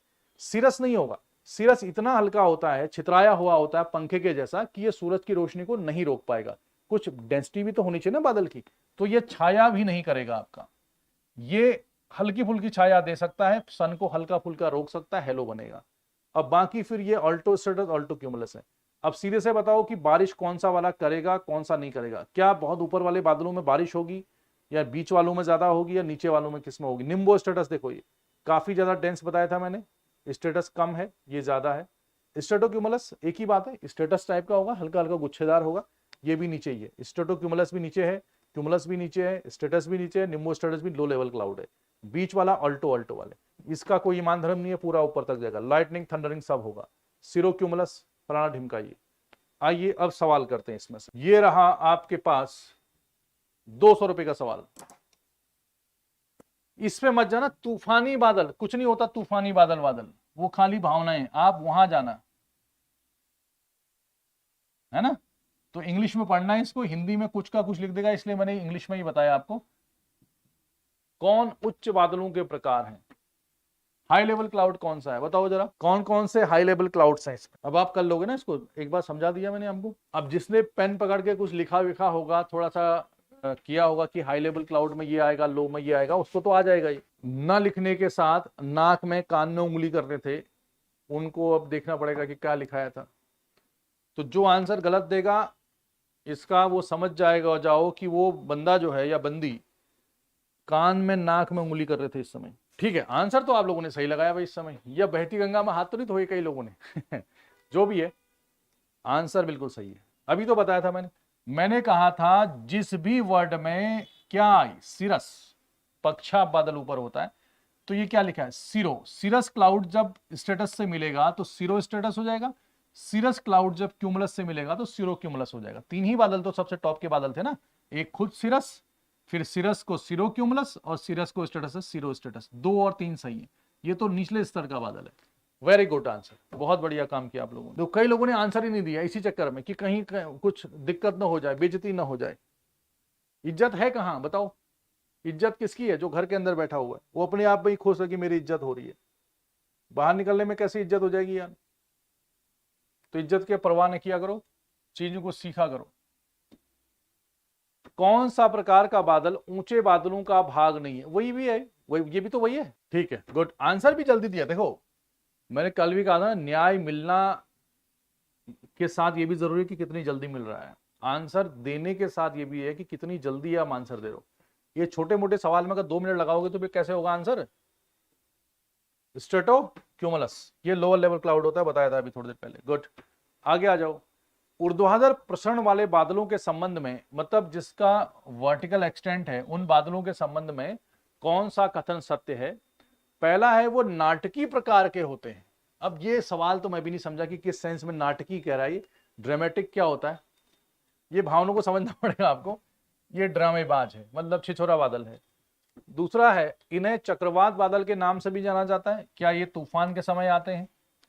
दूसरा है वे कभी कभी अंतर महाद्वीपीय जेट लाइनर उड़ानों के स्तर से भी ऊंचर होते हैं, मतलब जहां पर नॉर्मली जो फ्लाइट्स होती हैं उससे भी ऊपर ये पैदा होते हैं, यानी काफी ऊंचाई पे होते हैं। तो इनमें से कौन कौन सा आंसर आपका सही है, इस पे आप पे ध्यान लगाना है। ये है आपका 9वां सवाल, 9th का, फटाफट लगाओ आंसर।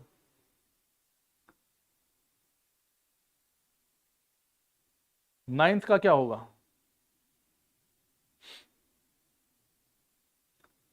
क्या ड्रामेटिक टाइप ऑफ क्लाउड्स होते हैं, also known as storm clouds and sometimes over the level of transcontinental jetliner flights. क्या जो नॉर्मल फ्लाइट्स जेटलाइनर एक महाद्वीप से दूसरे से, इंडिया से अमेरिका जाना है आपको, कि उस बादल बाबू वाले बादल इससे भी ऊपर होते हैं। आपका आंसर लगभग सही है, बाकी लोग तो पता नहीं कब देंगे आंसर, ये जल्दी जल्दी, अलग अलग इसके फॉर्म बहुत जल्दी से चेंज हो जाते हैं। चक्रवात में बारिश हमेशा तेज होती है, जितना भी तेज बारिश होगी, लाइटनिंग होगी, थंडरिंग होगी, बादल खतरनाक होगा, कम समय में ज्यादा बारिश करेगा, वो क्यूमुलोनिम्बस होगा।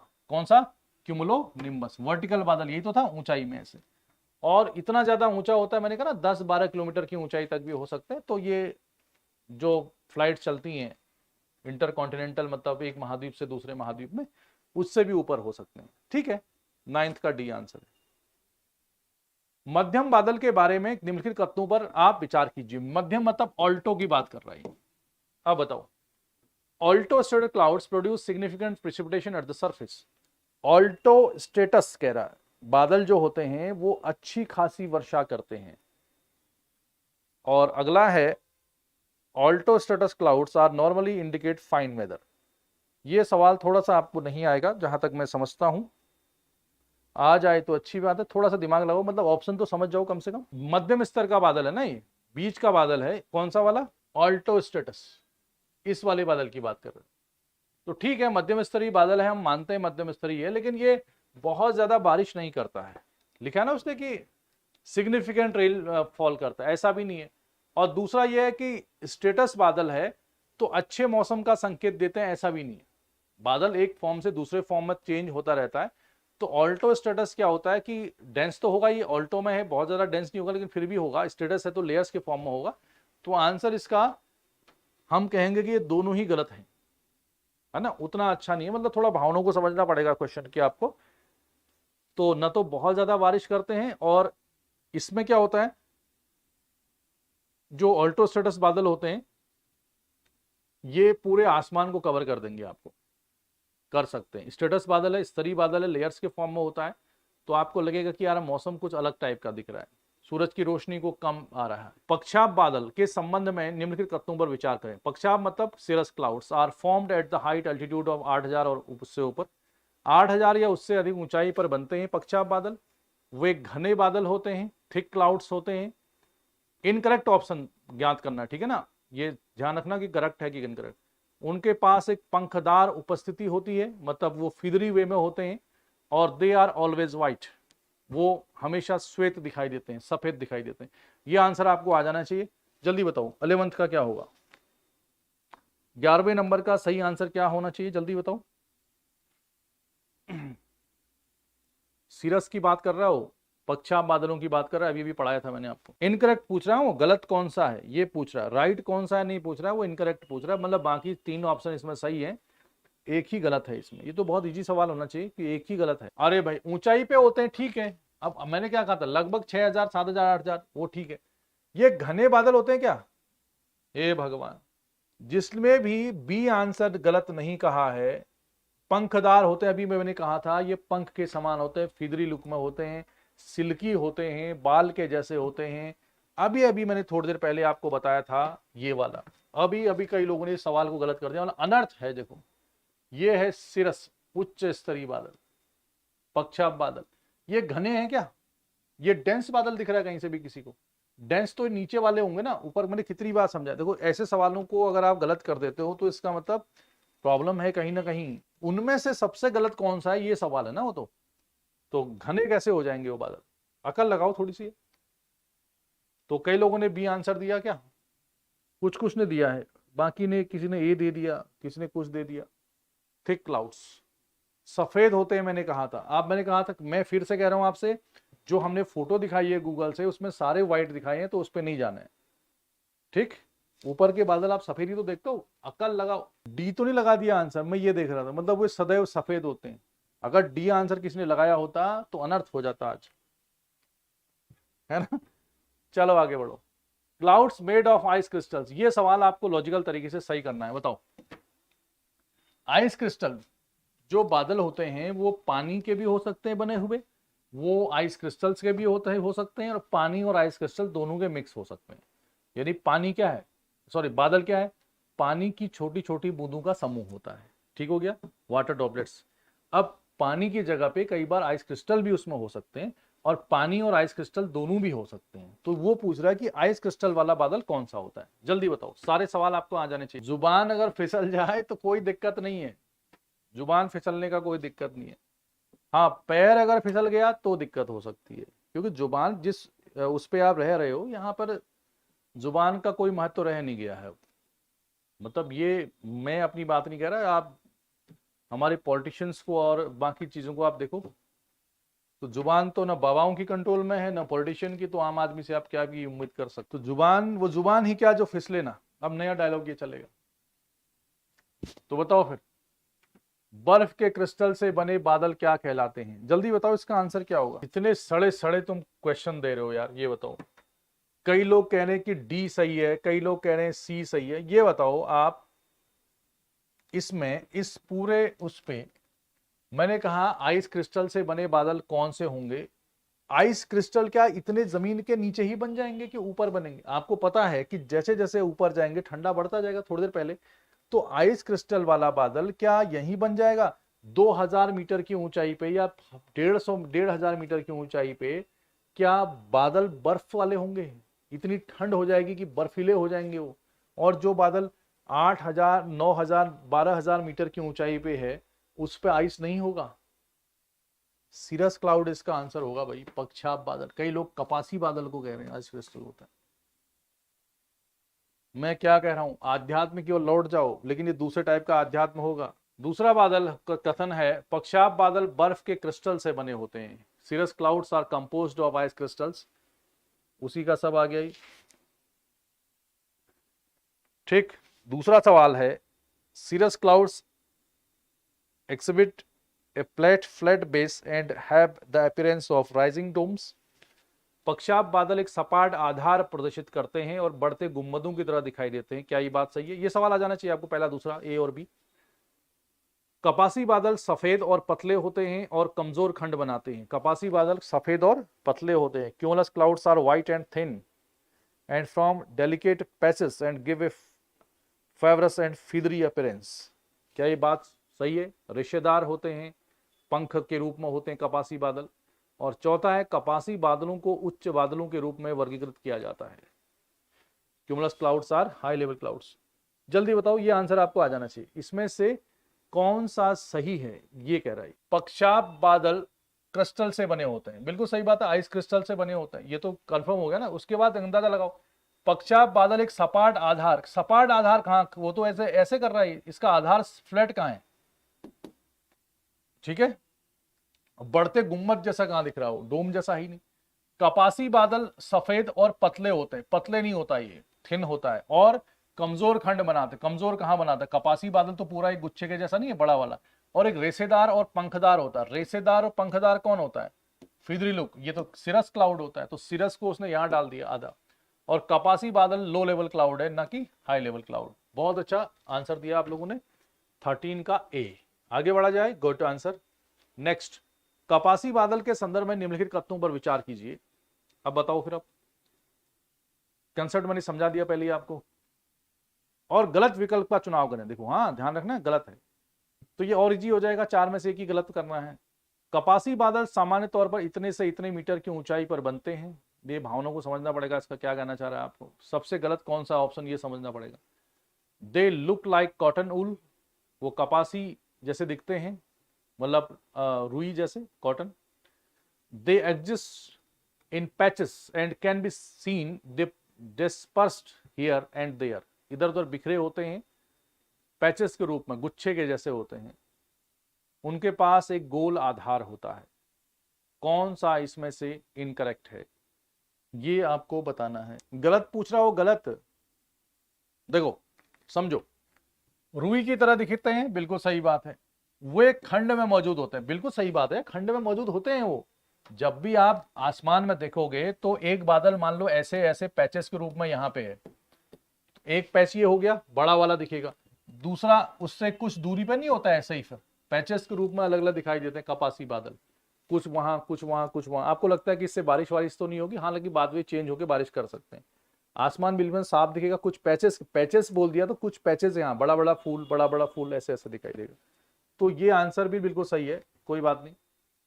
यहां पर और ए और सी देखो, ए और डी, इसमें थोड़ा सा कंफ्यूजन है। क्या इनका आधार गोल होता है? गोल होता है, राउंड होता है कि फ्लैट होता है? देखो, ये कपासी बादल है, इनका आधार करा गोल। गोल का मतलब क्या हुआ? गोल गोल गोल, गाना भी है ना ये। इनका आधार कैसा होता कह रहे हो आप? कपासी बादल को देखो, क्या इनका आधार गोल होता है? क्यूमुलस, नीचे से फ्लैट, ऊपर से ऐसे डोम, गुम्मद जैसा ऐसे। मतलब नॉर्मली अगर आप देखोगे तो आपको ये मिलेगा कैसा, ऐसे, और ये फिर ऐसे, इस टाइप के होते हैं। तो नीचे का जो आधार है वो गोल है क्या, या फ्लैट है? नीचे का जो आधार है, क्या वो गोल है क्यूमुलस का, कि फ्लैट है? नीचे का आधार गोल है या फ्लैट है, तो लगभग इनका आधार गोल नहीं होता है। कैसा होता है? फ्लैट होता है। कैसा होता है? फ्लैट। तो डी तो इसका आंसर गड़बड़ है ही, डी आंसर गलत है। लेकिन ए आंसर भी ठीक नहीं है इसका। कपासी बादल इतना ऊंचा नहीं होता कि 4000 से 7000 मीटर, ये लो लेवल क्लाउड है। आप ये क्यूमुलो निम्बस का होता है, कपासी वर्षा बादल बहुत नीचे से ऊपर तक होता है, लेकिन ये भी गलत है। तो कई बार ऑप्शन गड़बड़ा जाते हैं मामले में। तो मेरी बात समझ गए ना? तो ऑप्शन सही करने से हमें मतलब नहीं है कौन सा सही है, इस पे करना है। तो शेप कैसा होता है इसका? सपाट होता है, फ्लैट होता है। ठीक है, ए भी उतना अच्छा नहीं है, दोनों ही गड़बड़ा रहे हैं। अगला, स्तरीय बादल के संबंध पर कथनों पर विचार करें। स्टेटस बादल के संदर्भ में कथनों पर विचार करें। Stratus clouds are vertical. Incorrect option, sorry, इसको जरूर देखना है कि करेक्ट है कि इनकरेक्ट। क्या स्तरीय बादल वर्टिकल होते हैं? जल्दी बताओ, ये तो सभी को आ ही जाना चाहिए, लेकिन ऑप्शन सभी पढ़ लो आप। 15वें का आंसर बताओ जल्दी जल्दी। 15 का आंसर कौन सा होगा? फिर खत्म होने वाला है ये बादल का आज आपका एमसीक्यू था सारा। 2000 से नीचे होगा क्यूमुलस, 2000 से 6000 नहीं होगा। लड़का खुंखार हो चुका है ये अपने आप ही। शैलेंद्र जो है ये बेहोश चल रहा है लड़का। आज के डेट में इसके सारे आंसर 80% या 60% गलत है। कितना इजी सवाल है ये। स्तरीय बादल ऊर्ध्वाधर होते हैं। किसने बोला कि स्तरीय बादल? ऊर्ध्वाधर बादल तो कौन सा था? वर्टिकल शेप में तो क्यूमुलोनिम्बस था एक ही बस।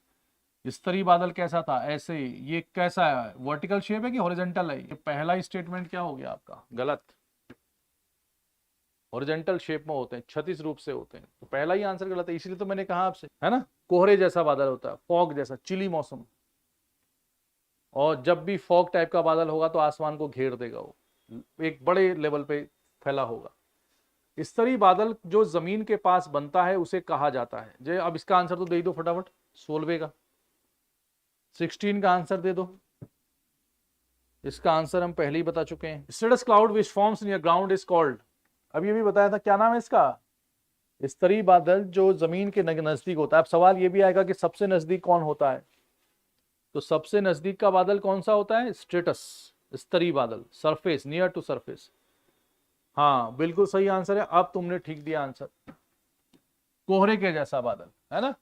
तो कोहरे के जैसा बादल मतलब सोच लो, जब आप, मैंने कहा अभी आपसे कि जब आपको लगे कि कोहरा जैसा लगा हुआ है, आप बाहर कपड़े सुखा रहे हो, वो भीग जा रहे हैं, फिर अंदर उठा रहे हो, फिर भी बाहर कर रहे हो, होता ना कई बार मौसम। हालांकि ये फील आपको कम होगा। जिसने पहले आज से 15-20 साल पहले की बारिश देखी है और उसको इतनी अकल थी कि बारिश एक्चुअल में होती क्या है, तो उसको ये फील होगा। अब तो क्लाइमेट चेंज इतना ज्यादा हो गया है कि किताबी बातें बिल्कुल अलग हैं और जो नॉर्मली हो रहा है लाइफ में वो बिल्कुल अलग बात है। कुछ दिनों में मानसून, हम कहेंगे 1 जून को आता, फलाना होता, ढिमका होता, ऐसा होता, वैसा होता, कुछ और ही पढ़ेंगे हम।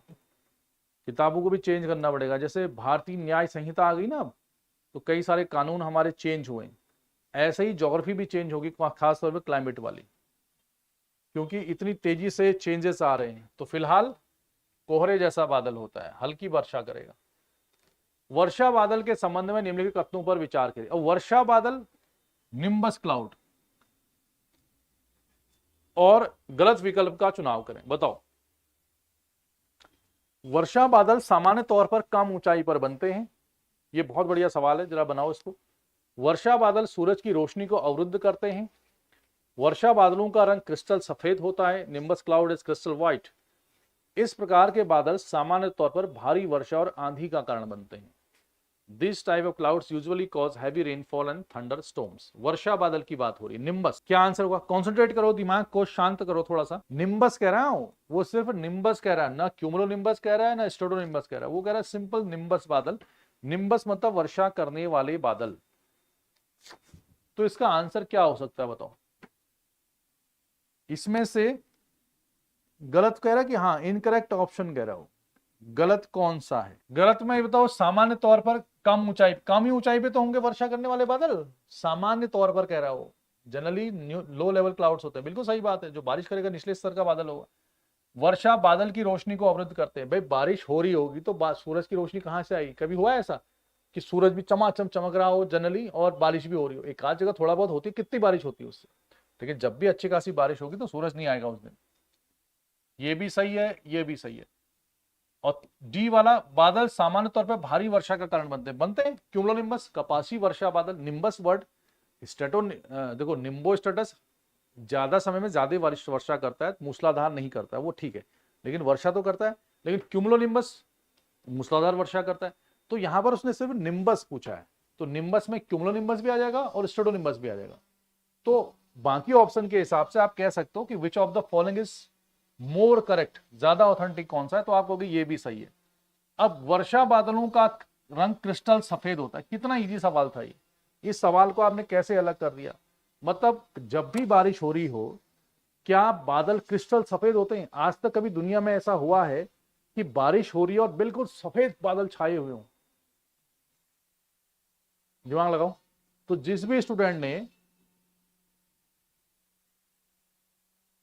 इसके अलावा कोई आंसर दिया, सी आंसर सही है, ज्यादातर लोगों ने सी ही आंसर दिया है, गुड। बाकी ने जिसने सी के अलावा कोई और आंसर दिया है, समझ लो वो बेहोश है। वो क्या है? बेहोश चल रहा है वो। तो आंसर क्या होगा इसका? कभी बादल, जब बारिश हो रही हो अच्छी खासी, सफेद बादल हुए हैं कभी जिंदगी में? लास्ट सवाल। कपासी वर्षा एक साफ मौसम वाला बादल है। क्यूमुलोनिम्बस में कह रहा है कि एक फेयर वेदर क्लाउड है। क्या ये स्टेटमेंट आपका सही है? दूसरा है cumulus is also referred as a thunder cloud. Cumulus कपासी बादल को आप एक किस टाइप का, जो बादल गरजते हैं वैसा वाला बादल कह सकते हो। ये आंसर आपको आना चाहिए। 18th का सवाल, 18वां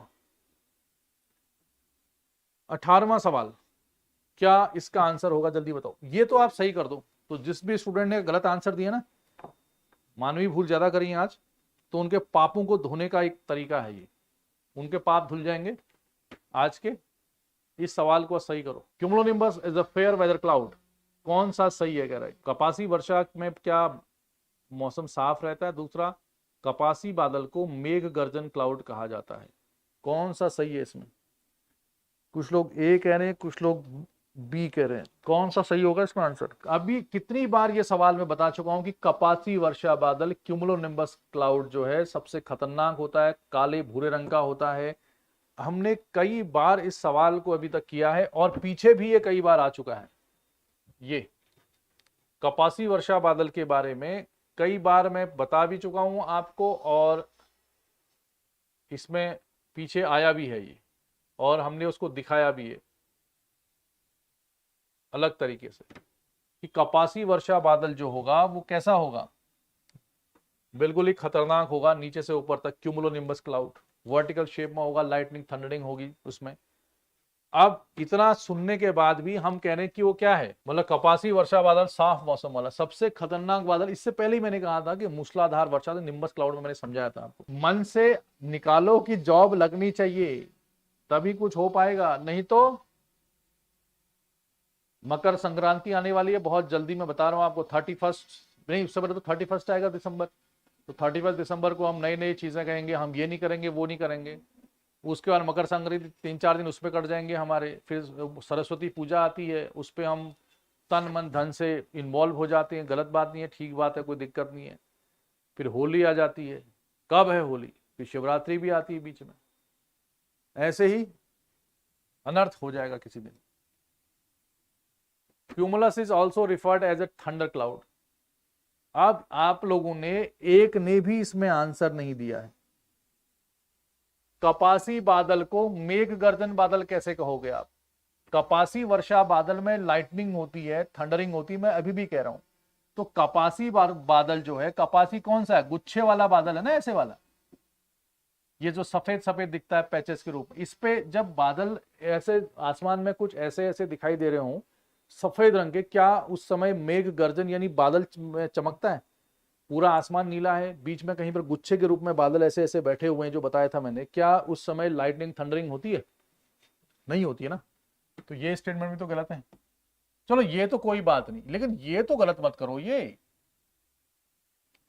इसके बारे में तो सबसे ज्यादा चर्चा की है। देखो हमारे पास अभी भी मौका है, या तो हम तुरंत टिकटॉक ज्वाइन कर लें। अब आप कहोगे टिकटॉक तो खत्म हो गया, उससे बड़ा तो खतरनाक इंस्टाग्राम है, और भी बहुत सारी चीजें हैं। या हम पढ़ाई पे क्या करें, थोड़ा सा फोकस करें। फोकस करो आप लोग थोड़ा सा पढ़ाई पे, नहीं तो बाजी हाथ से निकल जाएगी, मैं बता रहा हूं। ठीक है, तो आज आपके आंसर कुछ ठीक थे, और हालांकि नया टॉपिक है क्लाइमेटोलॉजी में, आपको सीखने को बहुत कुछ मिलेगा, और लेकिन दिमाग लगा करो। ये सारे क्वेश्चन ऐसे थे जिसमें आप दिमाग लगा सकते हो। और ये दिमाग क्यों नहीं लग रहा पता है?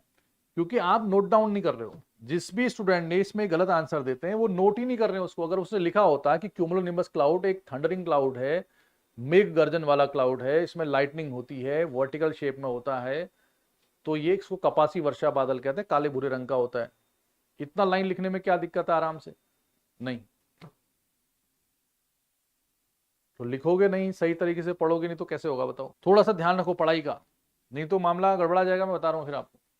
तो कल मिले फिर, कल मिलते हैं नए जोश जुनून के साथ। और इसको चैप्टर को आप क्लाउड वाले को किसी भी किताब से या नोट से फिर से पढ़ लेना, और ये सवाल फिर से देख लेना आप, तो पूरा क्लाउड आपका बन जाएगा, क्लियर हो जाएगा। ठीक है, इससे क्वेश्चन बनेंगे आपके एग्जाम में। ओके, और जहां पर कुछ समझ में नहीं आता है वो पूछ लिया करो, कोई दिक्कत नहीं है। मेरा सवाल सिर्फ नाराजगी सिर्फ उस बात पे होती है जहां पर आप लॉजिकल सवाल गलत कर देते हो, दिमाग लगाने वाले बादल। जैसे एक था वो, जब बारिश होती तो आसमान साफ होता है, मतलब बादल सफेद रंग के होते हैं, कोई मतलब लॉजिक है इसके पीछे? आप खुद सोचो। और जो सवाल आपने गलत किए हैं, ऐसे सवालों को आप अपने परिवार में किसी से भी पूछना जिसने कभी ज्योग्राफी नहीं पढ़ी है, और जो पढ़ाई लिखाई से भी कोई नाता नहीं है उनका, हालांकि बादलों को कोई पढ़ता भी नहीं है, वैसे पढ़ा भी होगा तो बाद में भूल जाएंगे वो। आप बादलों के नाम मत बताना उनको सीधे करना कि जब बादल बारिश करते हैं उस समय सफेद रंग के बादल होते हैं कि थोड़े मटमैले धुंधले हो सकते हैं?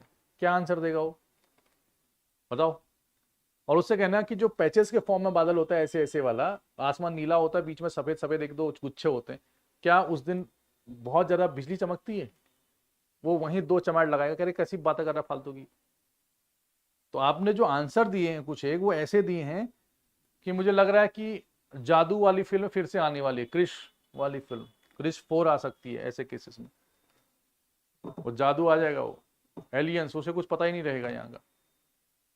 तो मिलते हैं, थोड़ा बहुत डांटना वाटना भी जरूरी होता है, ठीक है? पॉजिटिव लेना इस चीज को। ओके।